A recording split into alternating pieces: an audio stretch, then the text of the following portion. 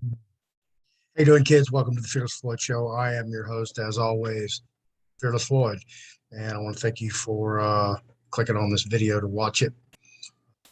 Like my channel, subscribe. If you like the video, like it, share it, send it to all your friends.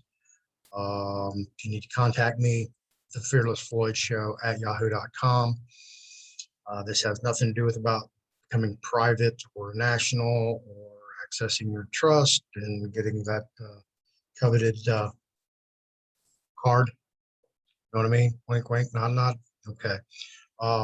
So this is more about good and evil, life and death, the past, the present, the future.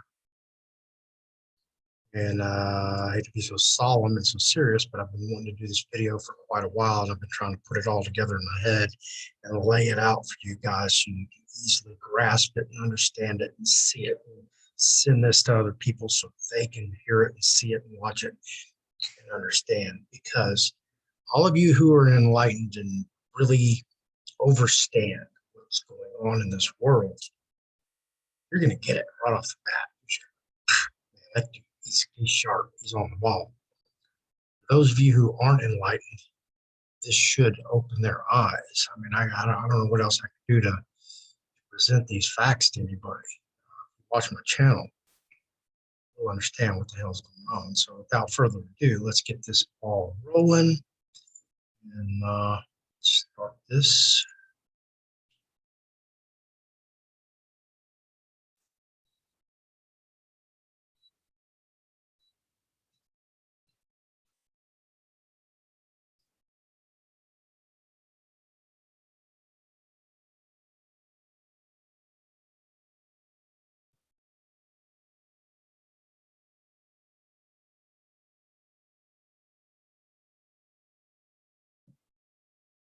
Three billion human lives ended on August 29th, 1997. Survivors of the nuclear fire. Judgment Day. They lived only to face a new nightmare against the machines.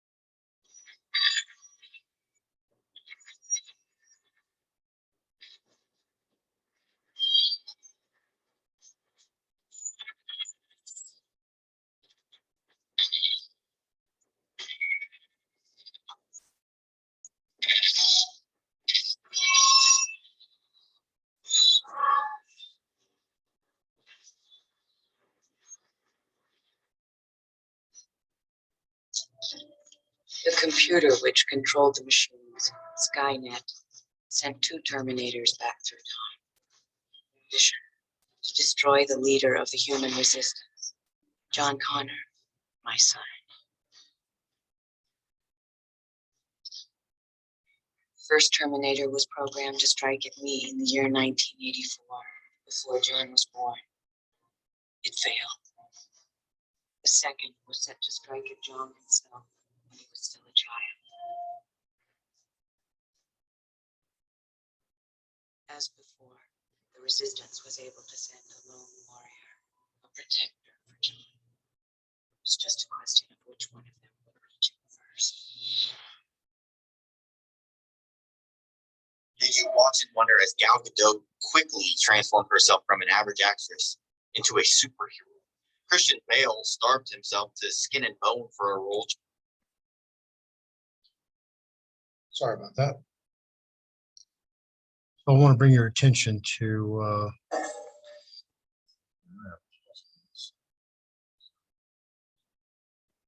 bring your attention to the year that the first Terminator was sent back to terminate Sarah Connor.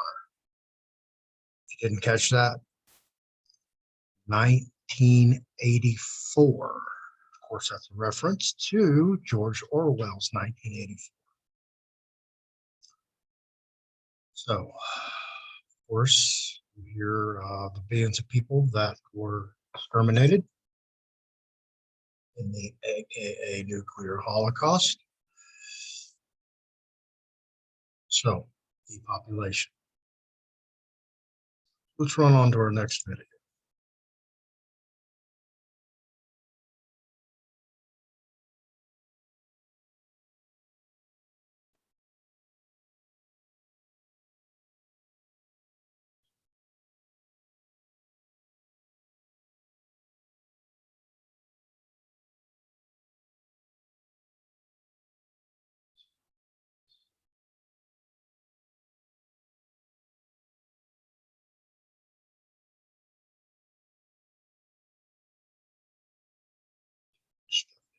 So, anyway, let's get,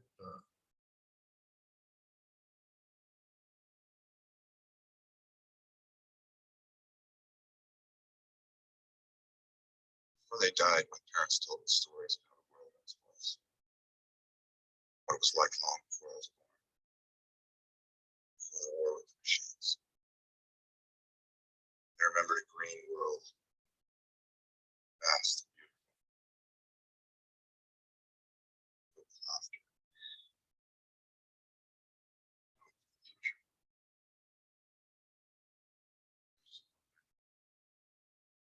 The time I was born, all this was gone.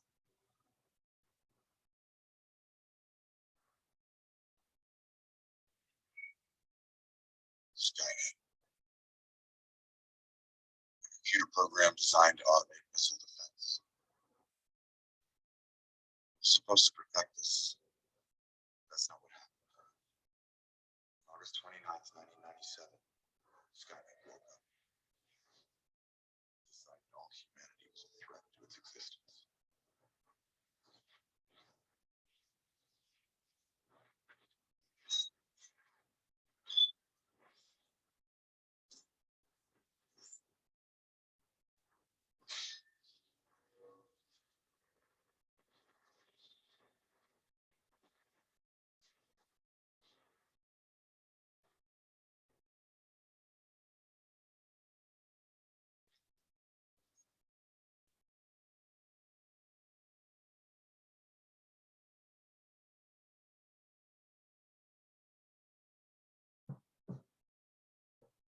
Used our own bombs against us. 3 billion people died in the nuclear fire. Survivors called it Judgment Day. People moved like rats in the shadows, hiding, starving, or worse, captured and put into camps for extermination.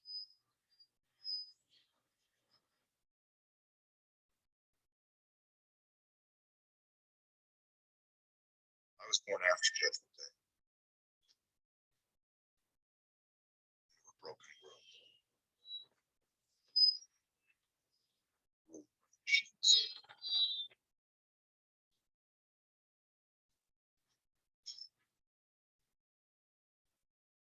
The worst for infiltration units designed to pass for human. We call them Terminators.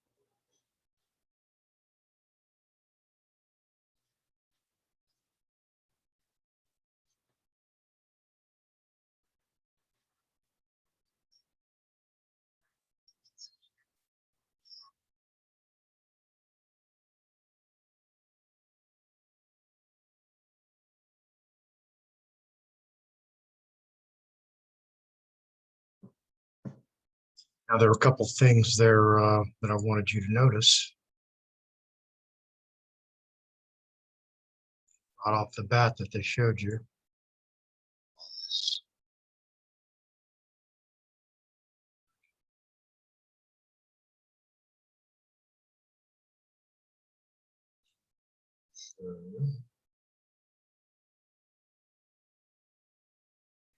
Right here. Golden Gate Bridge. This is supposed to be, allegedly, theoretically, and I'm not predicting anything, I'm not prophesizing anything, but others have said that this will not be in existence next spring. Okay. It's kind of weird that this is in here.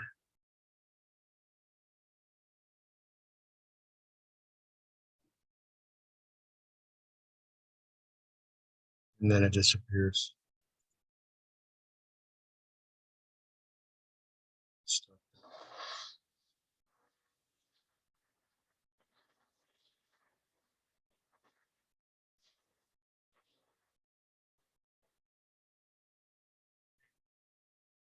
Terminator.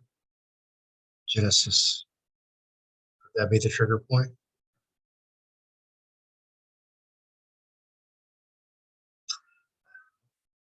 Could it?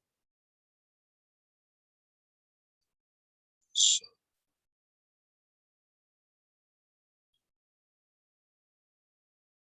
let's do some reading.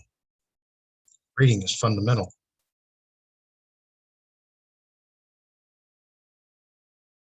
Skynet.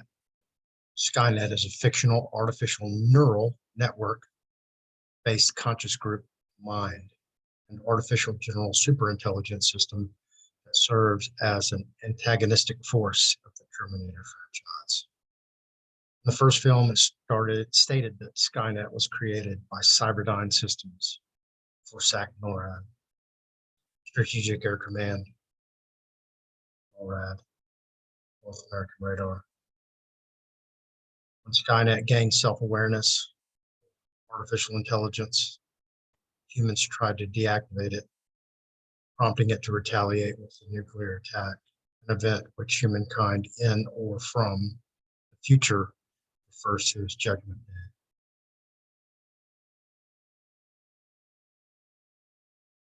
The system is rarely depicted visually in any Terminator media since it is an artificial intelligence system.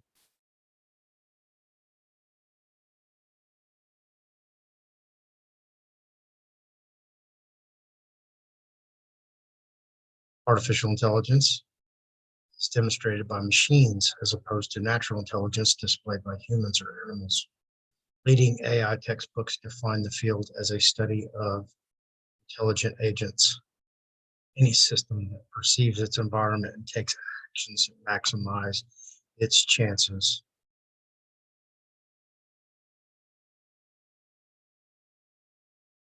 of achieving its goals.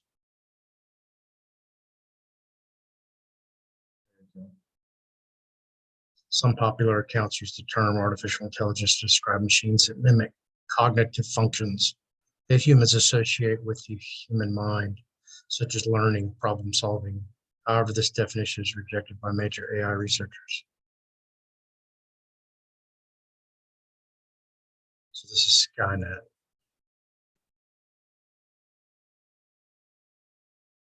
So get this shit together.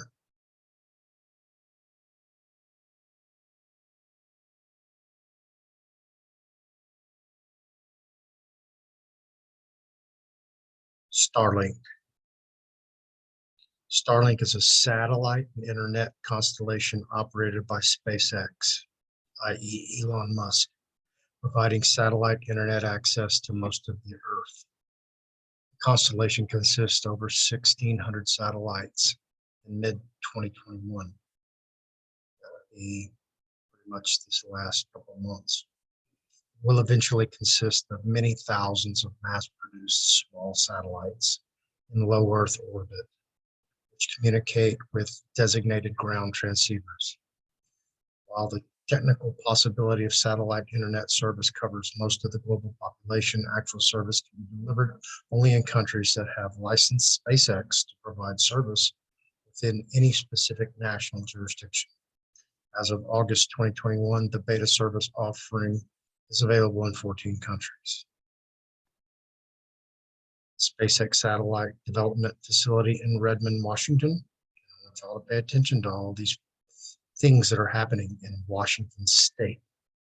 Houses the Starlink Research Development, Manufacturing, and Orbit Control teams. The cost of the decade-long project to design, build, and deploy the constellation was estimated by SpaceX in May 2018 to be at least $10 billion.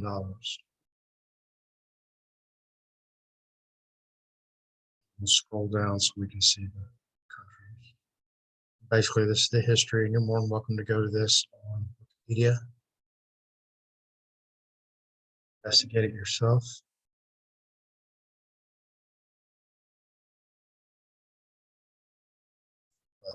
As of May this year, there are 1,737 Starlink satellites, demo satellites.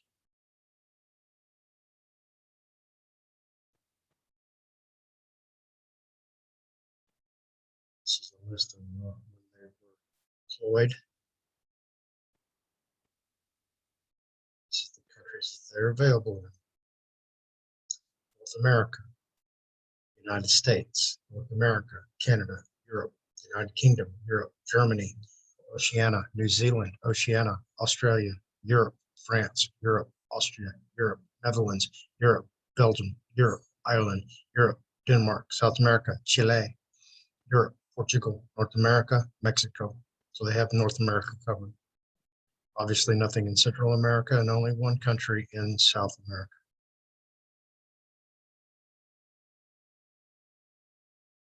Technology, satellite hardware. I'm not going to get into all this. Military use, maritime terminals. In September 2020, SpaceX applied for permission to put terminals on 10 of its ships. SpaceX had ships. This goes on and on and on and on.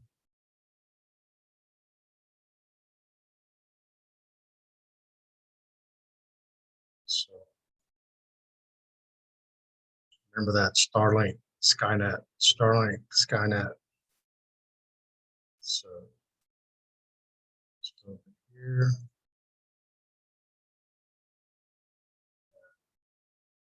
Disabuse you guys.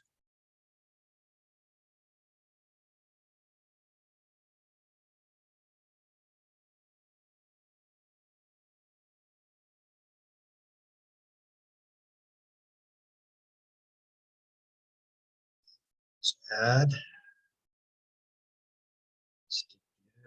Promobot is going to develop a full-size walking humanoid robot by 2035.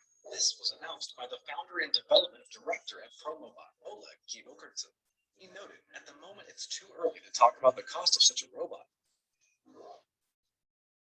The American food delivery service Grubhub has agreed to cooperate with Yandex. Now dozens of Yandex robots. See that guy? Promobot is going to develop a full-size walking humanoid robot by 2035. This was announced by the founder and Okay.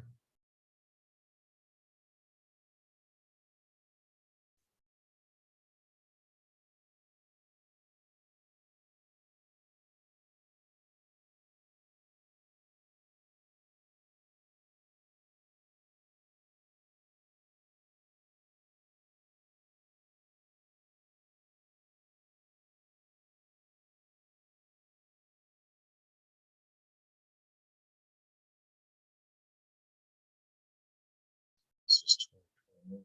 Show you something.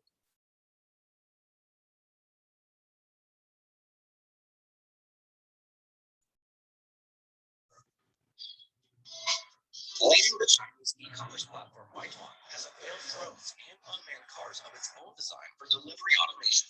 The company plans to deploy a pilot low-altitude drone logistics network in Shanghai as early as this year. The three-tiered drone network, ground-based support infrastructure, including landing ports and battery charging stations, as well as cloud-based dispatch systems, will aim to achieve a 15-minute delivery time for destinations within a 3-kilometer radius. Y'all catch that? Delivery. Has its own battery charging stations.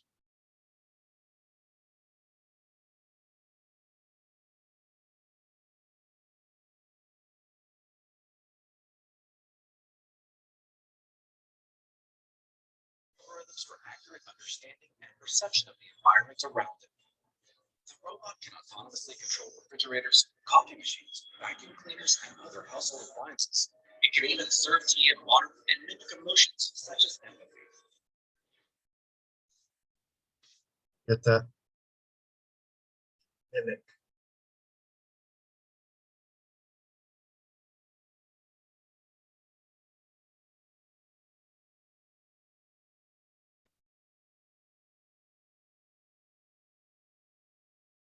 The system detects and responds to changes in the body. A smart city built on Huawei's platform can recognize, process information, and make informed decisions that improve conditions for residents.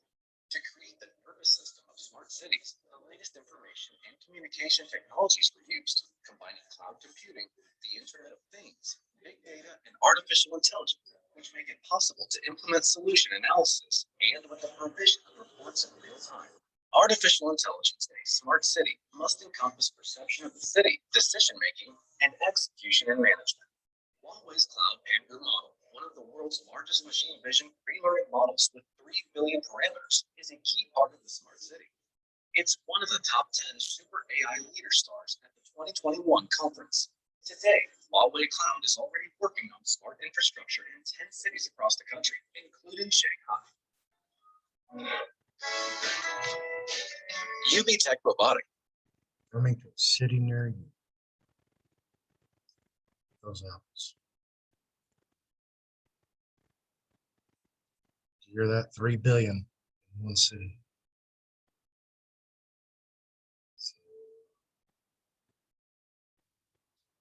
We're crazy. This is pretty insane right here too.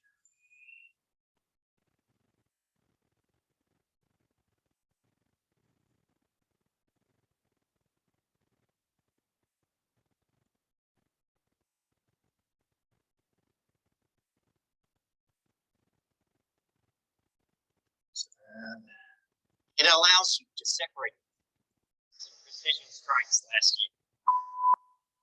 A team of pilots directed almost 3,000 precision strikes last year. We're super proud. It allows you to separate the bad guys from the good. It's a big deal. But we have something much bigger.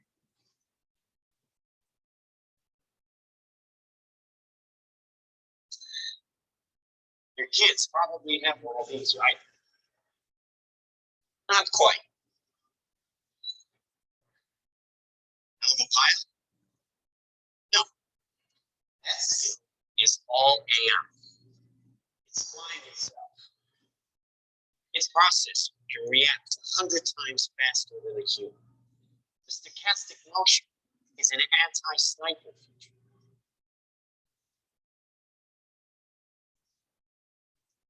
Just like any mobile device these days, it has cameras and sensors, and just like your phones and social media apps, it does facial recognition. Inside here is 3 grams of shaking explosive. This is how it works.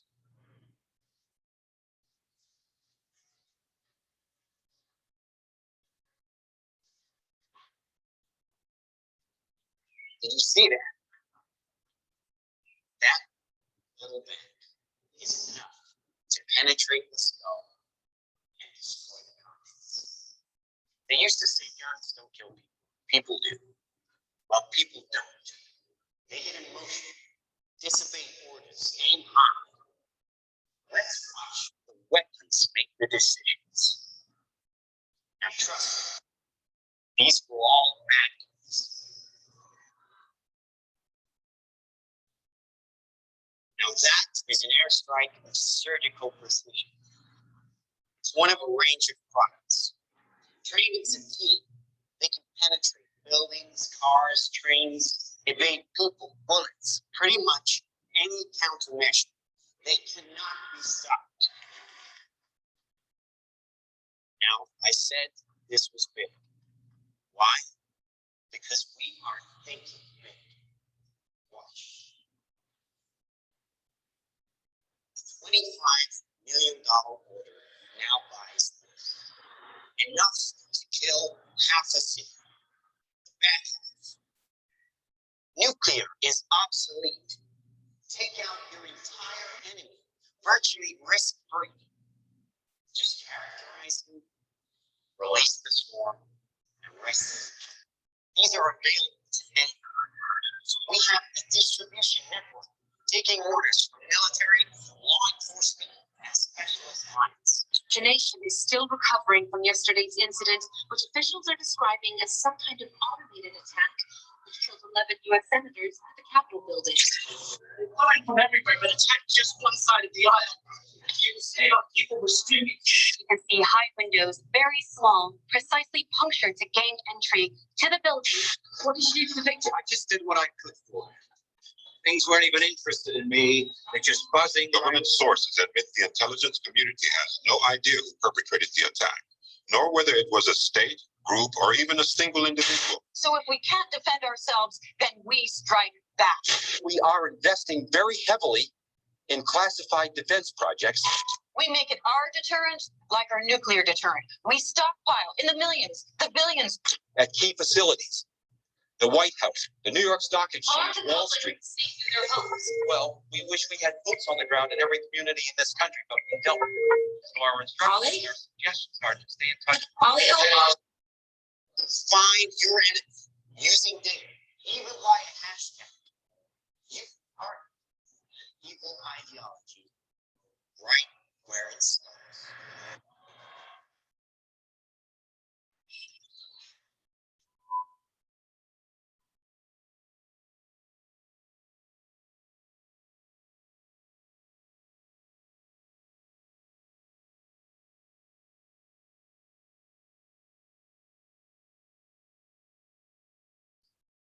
Killer drone arms, artificial intelligence, and increasingly real fiction, social and smartphone facial recognition, smart swarms warning.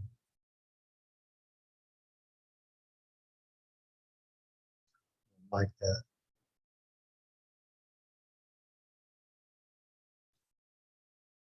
Okay, kids, ready to continue to go down this rabbit hole?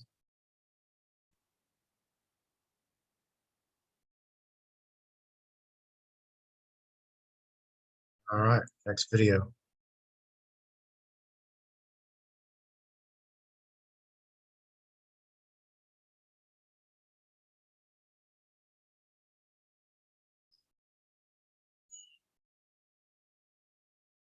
Okay.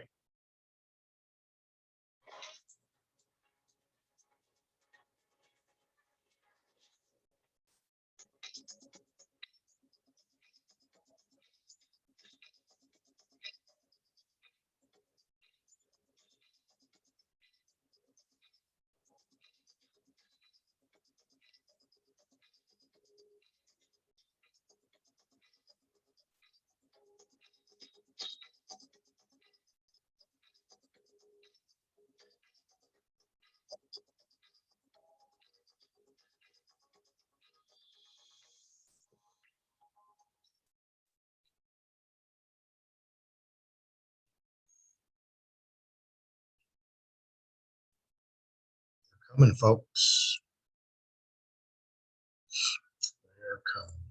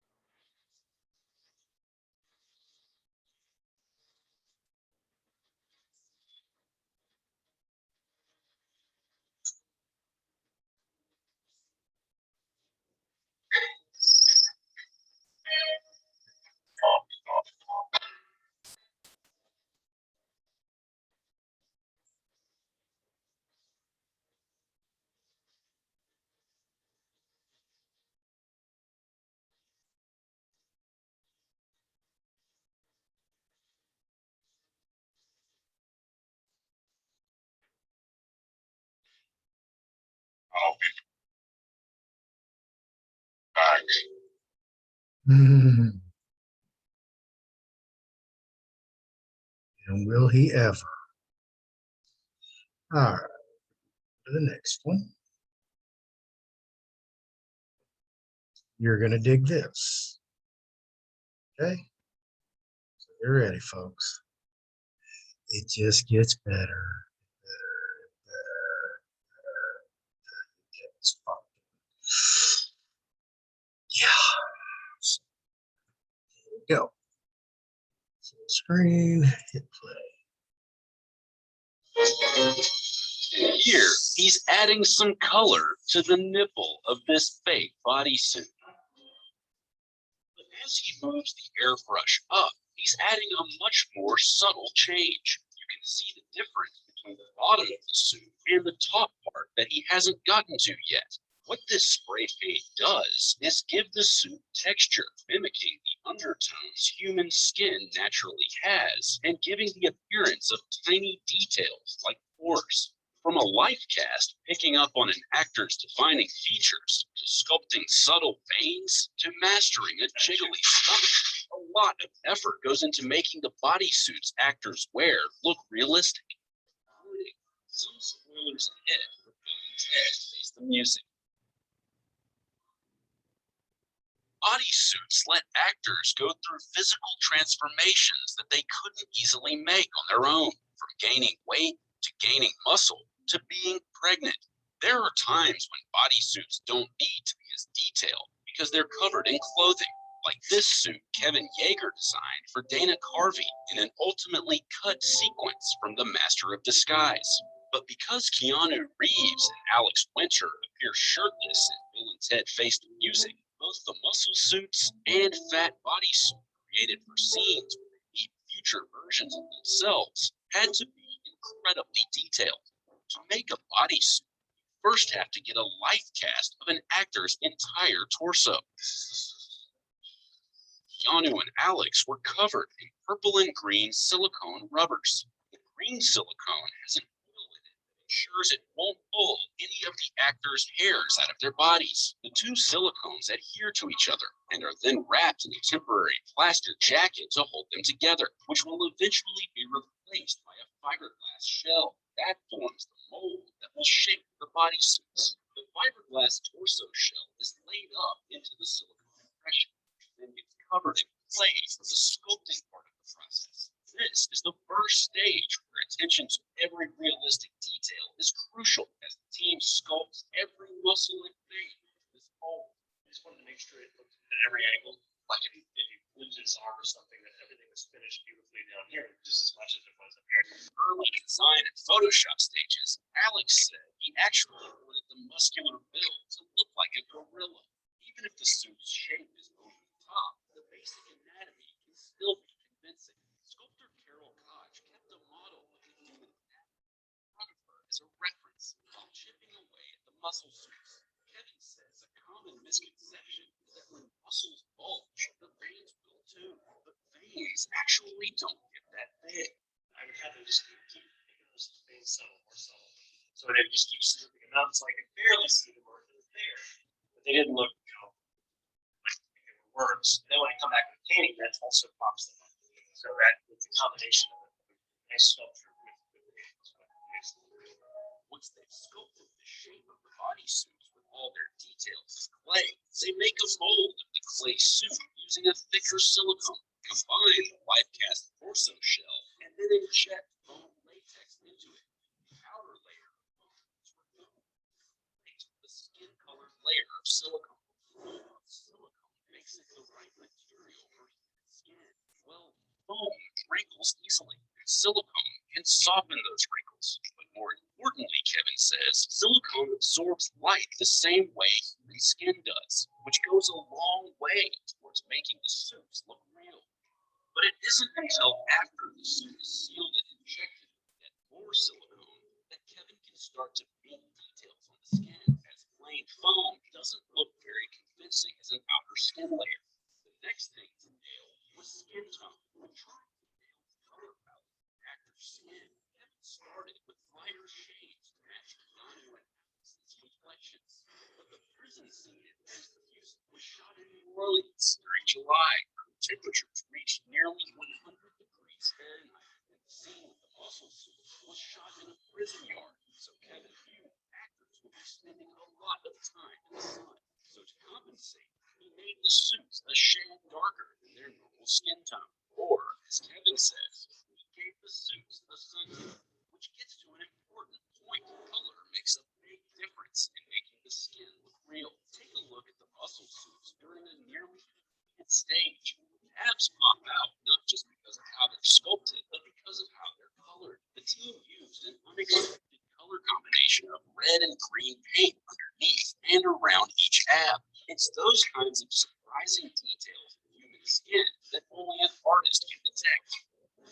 Let's go back into that gray area of the muscle suit colored in with an airbrush. Kevin said there's always some red in a person's skin, so he starts with that red base and then adds shades of other colors he's observed in the skin. I use a very tiny spray, so only maybe puts out like 16th of an inch band of color. I do this thing, for some reason I call it a wobbly amp, and I just kind of create a kind of wobble, and I also go in and out.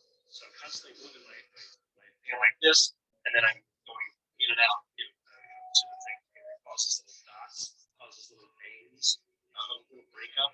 While that is happening, the left nipple doesn't fully pass until a pinkish brown coat gets sprayed on it. The muscle suits were smooth and hairless to mimic bodybuilders, but Keanu's fat suit had hair. Adding hair to the suit makes it easier to hide skin details, but each hair has to look real, from how it curls to the growth pattern. Kevin punched at least 300 individual hairs into the stomach and chest of Keanu's fake punch. He made sure to make the hair thicker and heavier as it went down the chest towards the groin. Kevin's work isn't only about painting splotches and punching hairs. You can't have a bodysuit that just looks realistic. It also has to move like a real body.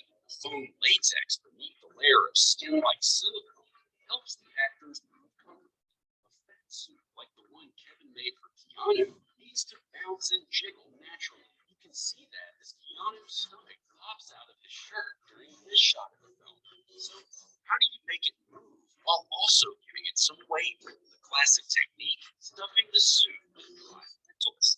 Kevin used them when building the suit for Weird Al Yankovic's 1988 music video, Fat. He later created two body pieces to add 40 pounds to Nicolas Cage in 2002's adaptation. This time around, Kevin tried to achieve movement from muscles and beef suits, but the actor's sweat actually caused the lentils to sprout. So now, to get the movement and weight without the mess, Kevin simply fills the chest and stomach of the suit with bags of beads.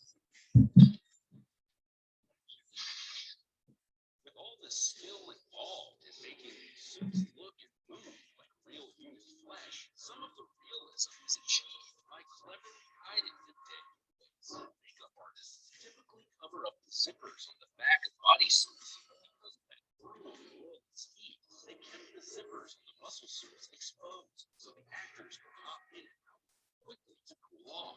So for a shot like this, the zippers were just CGI'd out. Kevin also needed to hide the seams where the suit connects to real skin around the neck and the arms. So when wearing the muscle suits, the two actors wore weightlifting gloves, while Keanu's long fake beard hid the next scene. You will also notice Keanu wearing two necklaces in the shots where he has a bigger belly. The lower one was glued down to hide the straps that held the suit up above the chest. For one final touch of realism, Kevin applied a water and glycerin mix to Keanu and Alex's prison bodysuits to give off a persuasively sweaty look. All that effort, from punching hundreds of hairs to wearing a 20 to 25 pound suit in punishing heat, created something realistic, not just for the viewer, but also the actor. Alex Winter liked to have all that weight because it helped him in his acting to have enough girth on it to perform better. He was happy with that.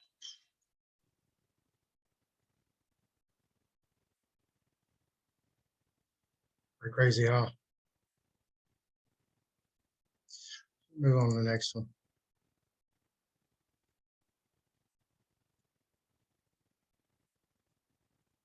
Everybody recognizes this guy, right? 3D printed masks. So that's how they produce all this 3D printing. They can produce a whole body. So if you think that guy that, you know, it's over there in the White House, kind of not real or being portrayed by somebody else, or it's a clone. So yeah, this is the technology. So,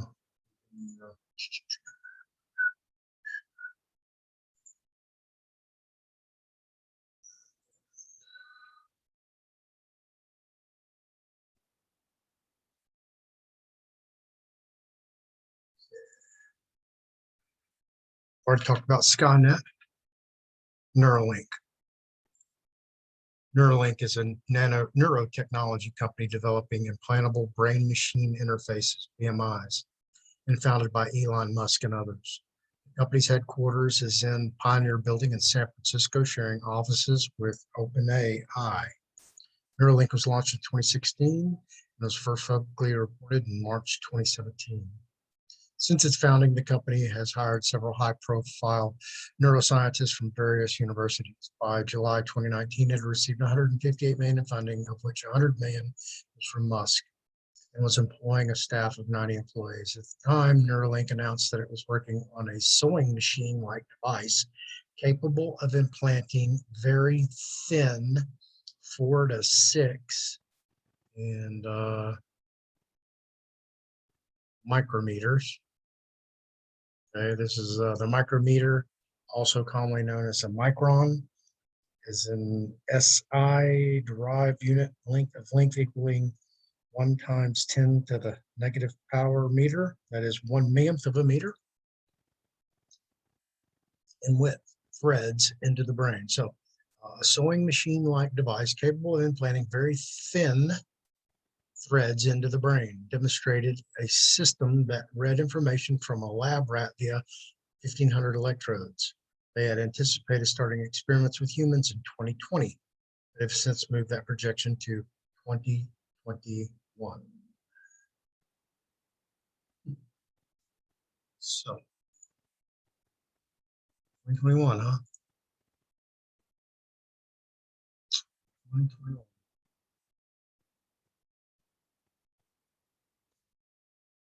And this is Neuralink's website. This is about us. Neuralink is a team of exceptionally talented people. We are creating the future of brain interfaces, building devices now that will help people with paralysis. I can't even say that. And inventing new technologies that will expand our abilities in our community and our world. At Neuralink, we value talented and mission-driven individuals. See, they don't talk too much about what they're doing as much as people that they are. If you notice this, it's all about the people. Come join us. It's all about us. Okay.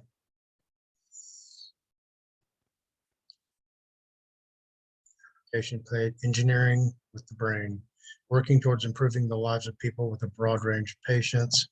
Direct link between the brain and everyday technology. The initial goal of our technology will be able to help people with paralysis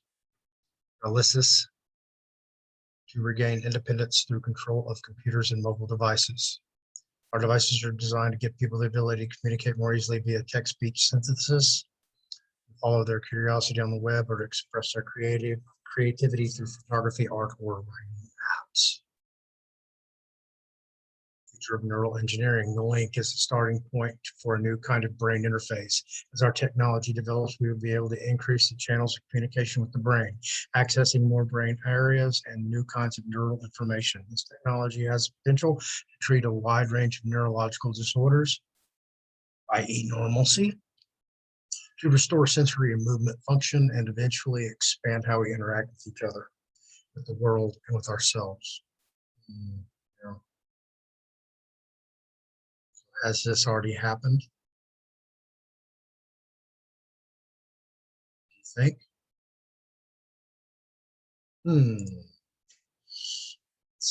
let's check it out.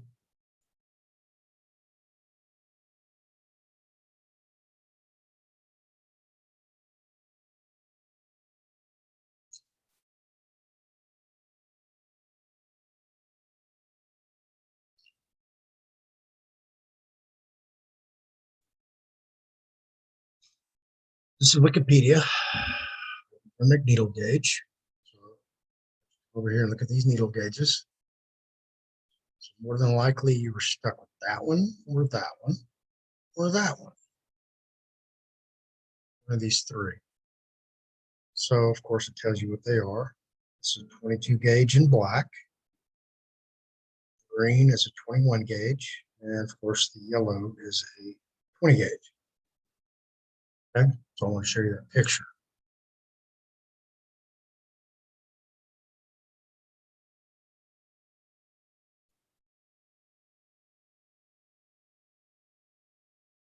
Sorry, I have to do all this jumping back and forth. So this is a 22 gauge. So it's 0.006. Okay. And this is from hypodermic needle gauge chart. Like I went and just made this shit up, created my own chart.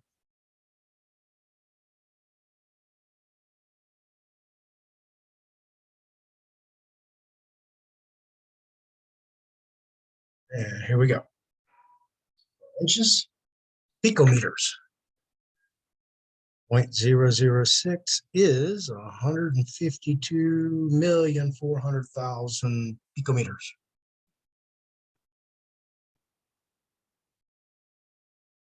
So let's just see what it is in nanometers. Okay. So that means you could get 152,400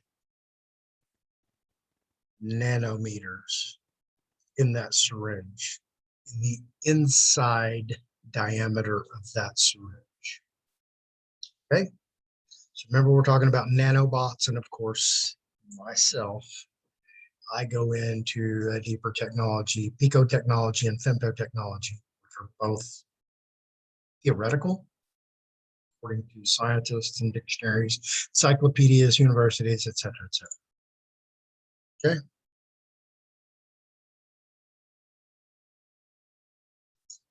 So I did a little digging, just to dig, I am. And this is what I ran across this from the National Library of Medicine, National Center for Biotechnology Information. This is from October 15th, 2018.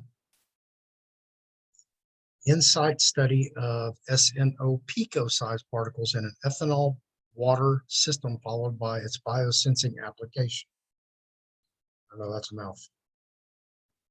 Pico-sized stannous oxide particles were synthesized in ethanol water solvent system on the surface of nitrogen-doped graphene oxide. Never heard that term before, graphene oxide. The highly conductive support was a combination of dual interactions between 4-amino-methyl-benzoylamine and GO, which is graphene oxide. Oppositely positioned negative nitrodichloride, I believe that is. My dad would kill me if I didn't know that. But anyway, I can go on with all this mumbo jumbo. Y'all can go look this up yourself.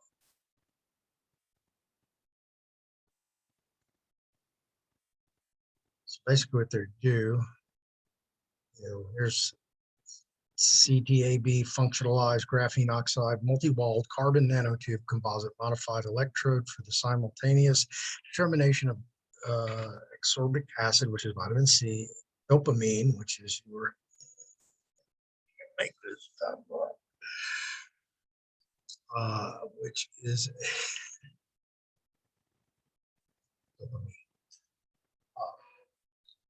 basically a I can't even say it. Uric acid and nitrate. Uric acid is basically urine, and dopamine is a fluid excreted by the brain to give you sensor, excitement, instant gratification. But this goes on and on and on and on. Talking about this graphene oxide. Basically, what I'm trying to tell you is they're a little further along with graphene oxide than they're leading on to. Not telling us.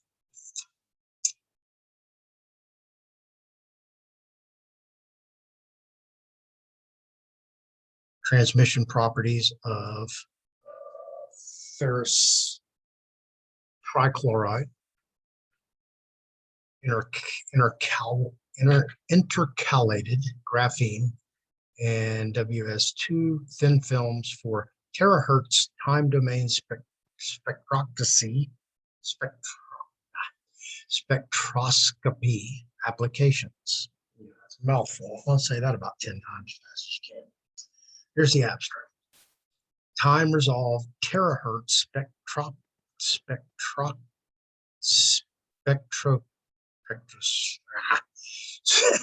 spectroscopy. There we go. Has become a common method for both fundamental and applied studies focused on improving the quality of human life. However, the issue of finding materials applicable to these systems is still relevant. One of the appropriate solutions is 2D materials. Okay, remember where I was talking about 2D? Here we go, 2D. Here we demonstrate the transmission properties of unique graphene-based structure with iron trichloride, dopant on glass, sapphire, and Kapton polyimide film substrates that previously were not investigated in the framework of the above described problems in near infrared and terahertz ranges. We also show properties of thin tungsten disulfide, WS2, film fabricated from liquid crystal solutions transferred to a polyimide and polyethylene terephthalate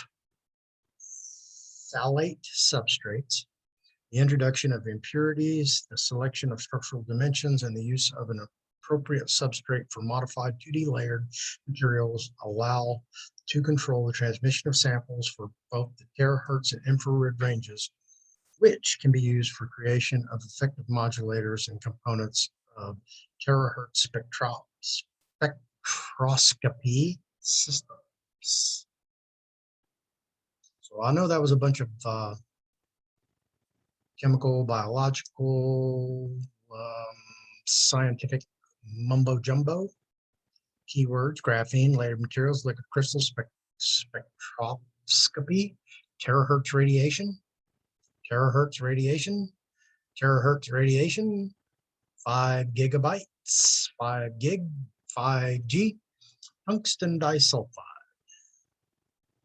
And it gives you some little figures, shows you what's going on.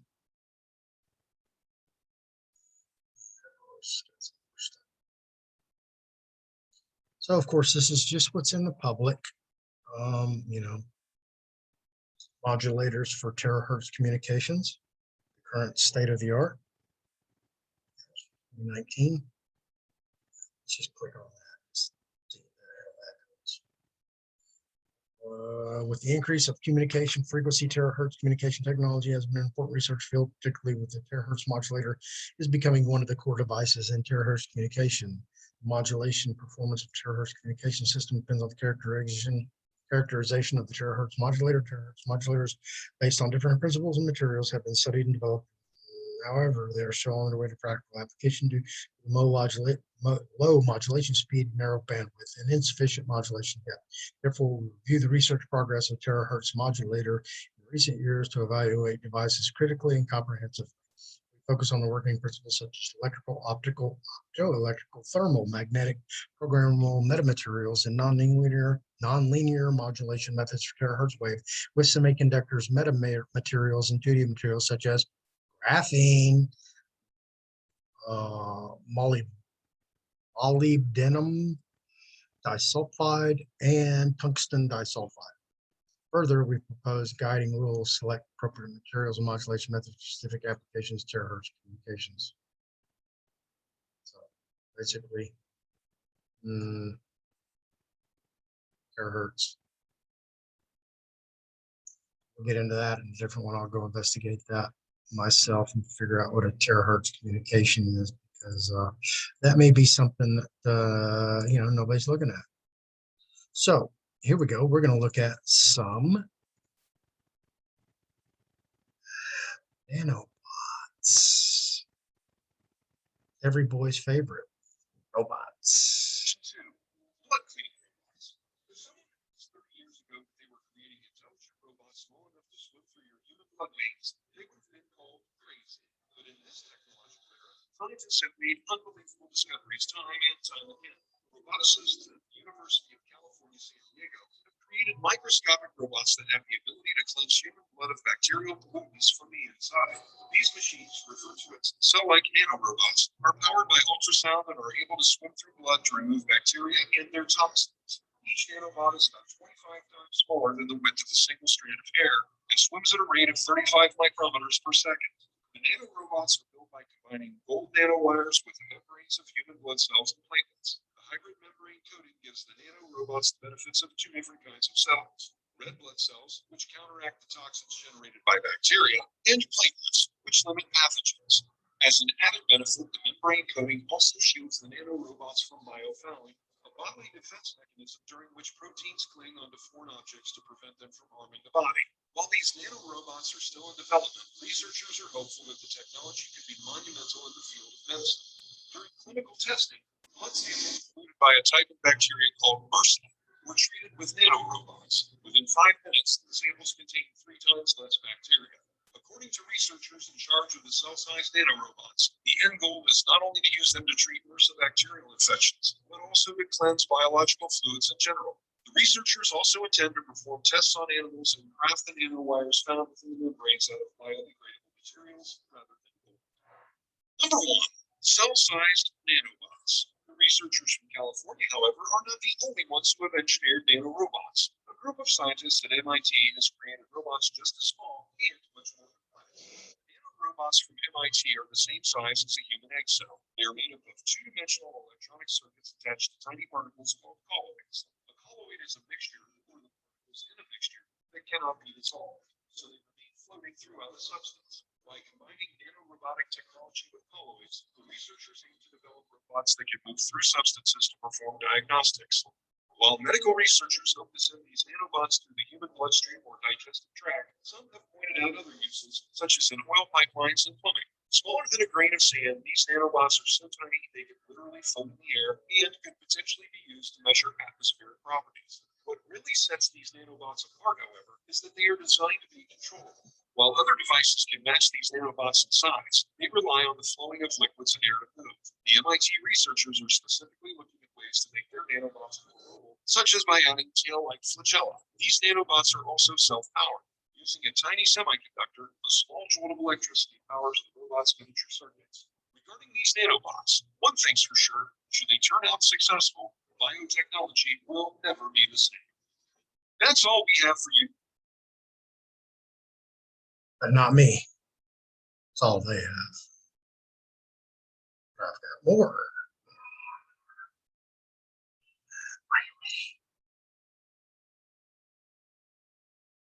Are you ready? So here we go.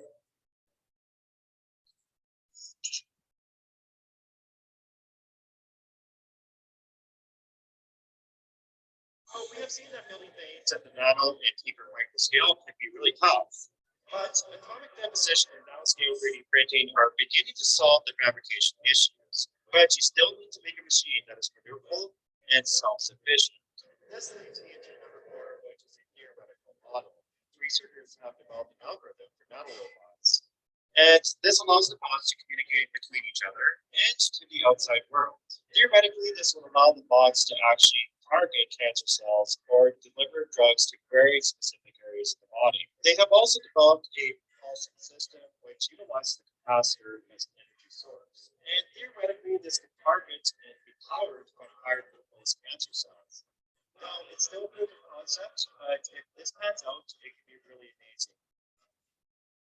I want you to hear what he just said. They've created an algorithm for these to communicate with each other, to reverse. Now we're going to get into weird stuff, and this is a little bit beyond micromanaging, but it's called the DNA nanobot.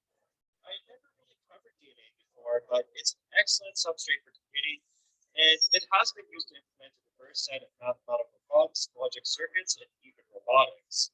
This is yet another bot which is built upon DNA sequencing. Ultimately, it's 9 nanometers wide, and it can actually go into individual disease cells and allow diagnostics at the singular cell level. Apparently, it can be controlled by programmable flaps, which are equipped with a size-selective gating system for the translocation of macromolecules. But I have not seen any confirmation on this claim. Regardless, I'm pretty sure we're going to see more DNA types of machines in the future. We get to number 2, and I guess you can call these cyborg cellular structures. These are basically hybrid cellular machines injected with nanoelectronics. The stem cell grows around the mesh, and a miniature biosensor is formed. One neat thing about this experiment is that the stem cells can form into other cells. So with the integrated sensor, scientists can understand more about the Experimental? Huh. What else are they using that's experimental? development process of the stem cell. Now, once again, this is where a pre-programmed algorithm can come into play, and it might be Did he say pre-programmed algorithm? I think he did. able to tell the stem cell what to convert to in the future. Now, this type of stuff makes me go into conspiracy. So he said that the algorithm could tell the stem cell or DNA or RNA what to do in the future. Okay, y'all heard that. Mode a lot, and there might be a half cybernetic immortal human being out there already. We guess number 1 is the Xenobot. Once again, I'm going to cover these weird Android things that scare me a little bit. The Xenobots are stem cells from raw embryos. These cells are differentiated into mobile, heart, and inanimate skin cells. These two different types of cellular structures are ultimately configured into one organic machine which can move around. But this was not enough for the team evolutionary algorithm, which mimics natural selection. It was discovered that particular configurations can perform certain jobs better than others. So in the end, you get a self-repairing locomotive organic machine. Personally, I kind of see this leading to organic spaceships that we fly around in, or maybe we're just going to convert ourselves to the Zerg and StarCraft. I'm not really sure, but anyways, it's pretty weird. As a conclusion to this video, I would say that the future nanorobot would likely be powered by glucose or maybe some type of RF frequency. It will also have swarm integration and communication. Right now, the front-running structural candidates include DNA machines, programmed cells, and even basic magnetic bots. Evidently, we know how to build these things right now, and it's only going to be a matter of time until we perfect these machines. Magnetic bots. Where have we seen something that's magnetic? You know, they have this old saying about believing in coincidences. Nothing is a coincidence. And I've been showing you a bunch of coincidences, haven't I? So let's see what else I can dig up over here for you guys. And put it in easily understandable words. I'm not a doctor, not an attorney, not giving any legal, medical, financial advice. So it's just a video for educational purposes. Please do your own research. Go back and verify everything that's in this video because I'm not making any of this up. All right. Y'all ready for this? Okay. Just want y'all to get down. I thank my brother right here at Connect the Dots. Man, I love this channel on BitChute. Love it. Ready? Oh. You're gonna have to read because I'm not gonna read this for you. Not looking at your phone, your laptop, TV, computer. Look now. Start reading.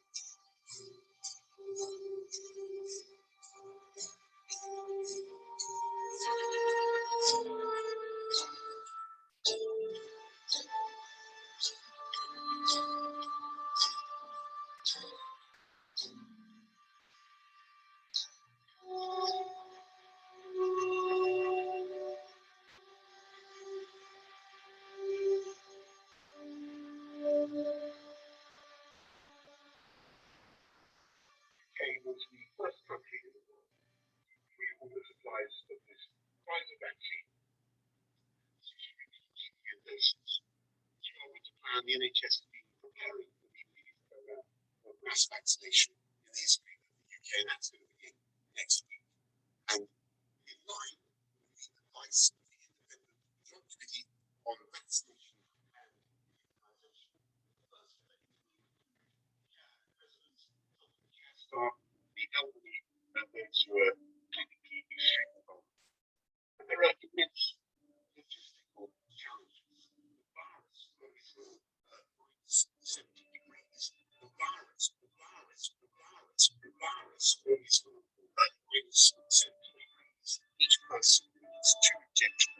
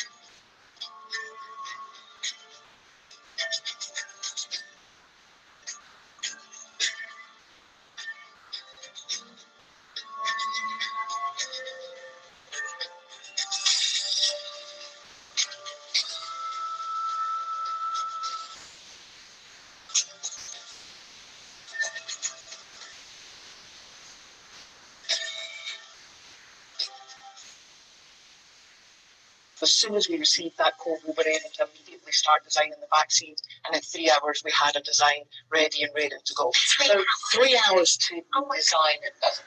So we downloaded the sequences from the Chinese government. We downloaded the sequences from the Chinese government. We put it into our proprietary algorithm that generates the vaccines, and in 2 hours we had the vaccine already designed.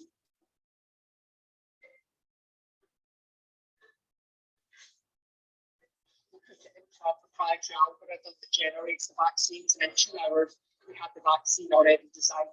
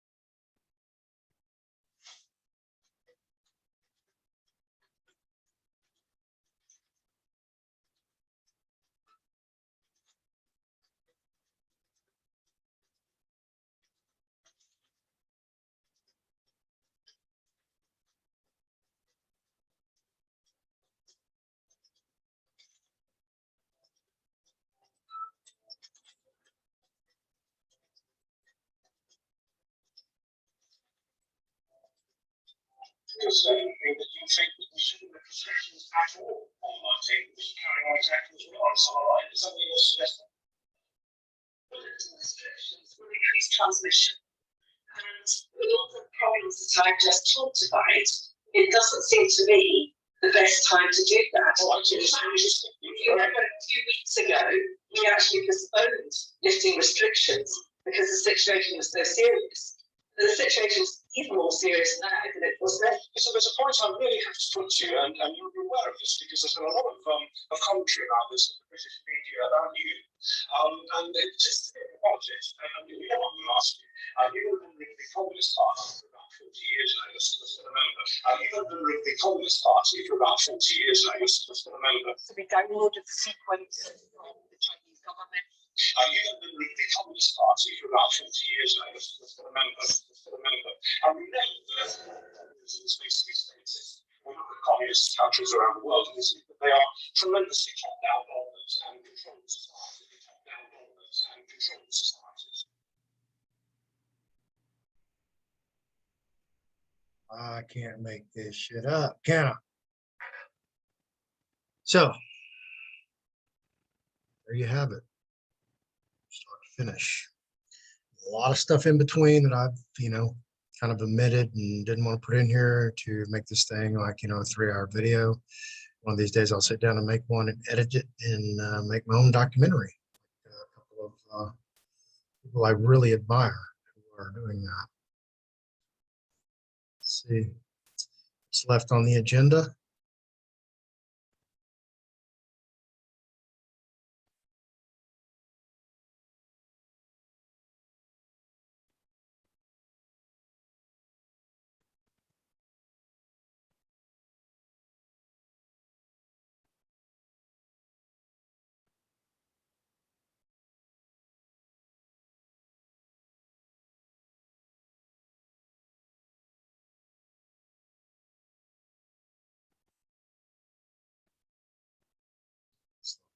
On it. So,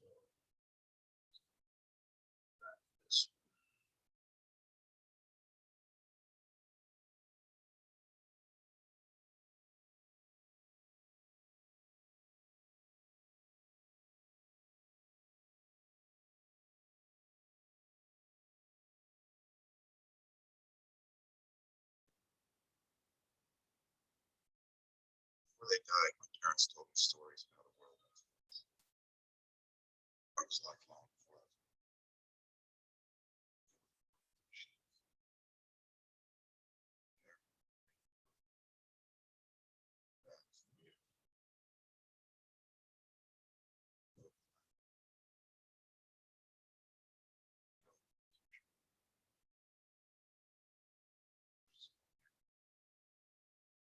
I was born. Scummer.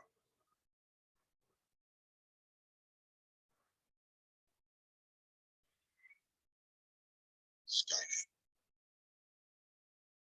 A computer program designed to automate missile defense. It's supposed to protect us. That's not what happened.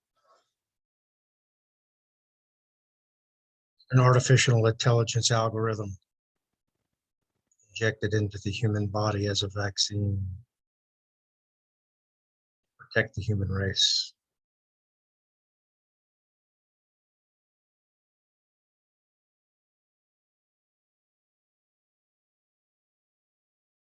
August 29th, 1997. Skynet woke up. August 29th, 1997. Today is August 30th, 2021. Agenda 2021. Decided all humanity was a threat to its existence.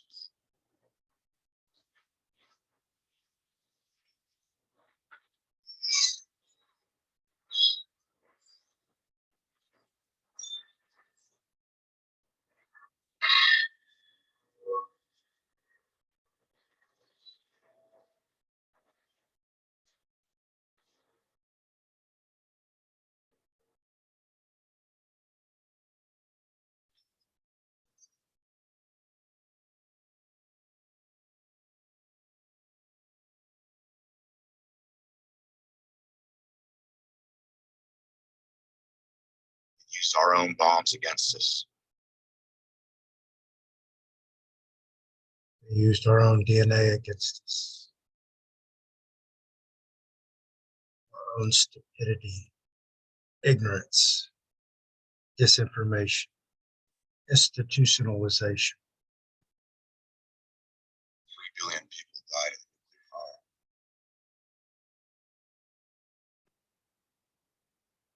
3 billion people died of nuclei injection. Survivors called it Judgment Day. It was like rats in the shadows. Hiding, starving, or worse. Captured, put in camps for extermination. There's your mark. They won't need anything other than your injected body to determine where you are. Because each jab had its own serial number. You've been barcoded just like you're looking at. All they need is 5G technology to track you and trace you and find you. So if you've been jabbed, chipped, and barcoded, you've been inventoried, now belong to artificial intelligence, transhuman, part of the machine, part of Skynet, part of Starlink, part of Neuralink.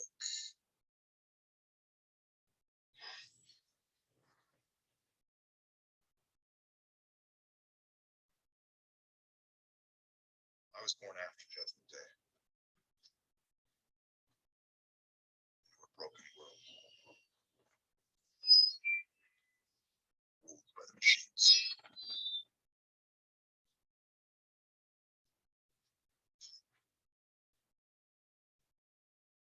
The worst for infiltration units designed to pass for human.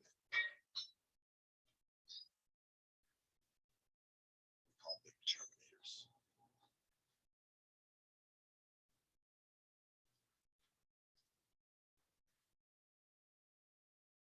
Those that have been injected, that are shedding, that are spreading the disease. Are they not Terminators? Algorithm, nanotechnology, machines.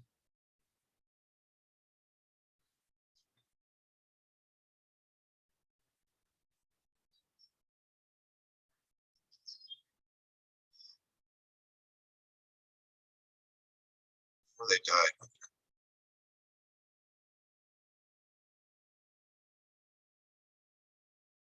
There you go, folks. What is the world coming to? Revolving. Ask yourself this simple question. Who and what and where do you want to be?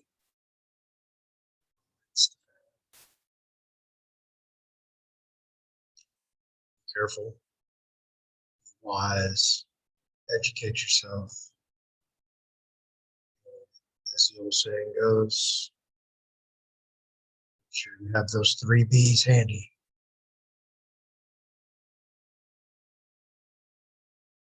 Band-aids, bullets, beans. Y'all have a nice day. Thanks for watching my video. Hit that like button, subscribe, share. If you want to contact me, put something in the chat, or you can email me at TheFearlessFloydShow@yahoo.com. I'm your host, Fearless Floyd. Thank you for watching my video. You guys have a safe 2021. Hope to see you in 2022. Don't get jabbed.